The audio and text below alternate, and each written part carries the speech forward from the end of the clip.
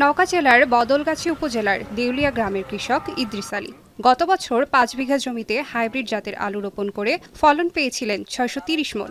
রোপণ থেকে শুরু করে হিমাগারে রাখতে খরচ হয়েছিল মোট ২ লাখ টাকা। লাভের আশায় এবছরও আলু রোপণ করেছেন ৭ বিঘা জমিতে। তবে আলু সংরক্ষণে জেলায় পর্যাপ্ত ব্যবস্থা না থাকায় রাখতে হয় পাশের জেলা বগুড়ার হিমাগারে। ফলে পরিবহন ও শ্রমিকের জন্য গুনতে হয় বাড়তি টাকা। আমাকে সমস্যা হলে কোল্ড স্টোরটা আমাকে নিজস্ব জেলার মধ্যে নাই, বাইরে জেলাতে রাখতে হয়। দূর দূরান্তর কারণে আগাম বুক দিতে হয় এবং গাড়ি ভাড়া অনেক বেশি দিতে হয়। অনেক কৃষক রাখতেই পারে না। হিমাগারে আলু সংরক্ষণের জন্য কৃষকদের নির্দিষ্ট সময়ের মধ্যে রসিদ নিতে হয়। নির্ধারিত সময়ে আলু না রাখতে পারলে আর সম্ভব হয় না হিমাগারে রাখা। পড়তে হয় লোকসানে। এতে কম দামে আলু কেনায় লাভবান হন মধ্যস্বত্বভোগীরা।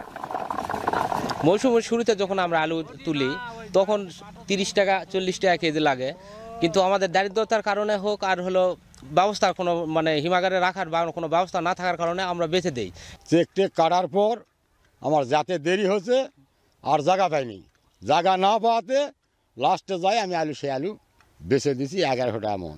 আর কিছুদিন থাকলে হয়তো ২,৫০০-৩,০০০ টাকা মণ বিক্রি হলে হয়নি।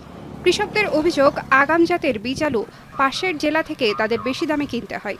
জেলায় যেসব হিমাগার রয়েছে সেখানে শীতলীকরণ গ্যাস কম থাকায় পচে নষ্ট হয়ে যায় আলু।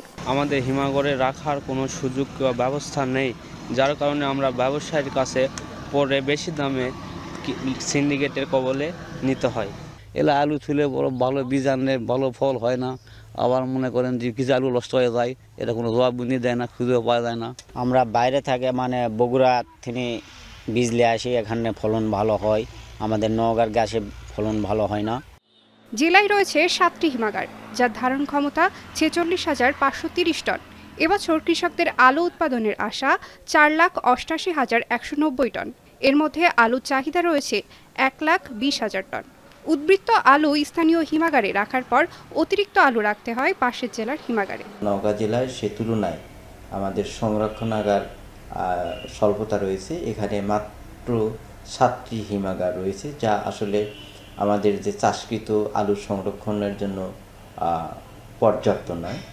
জেলায় এবছর আলুর চাষ হয়েছে ২৬,০০০ হেক্টর জমিতে। এখন নওগাঁ।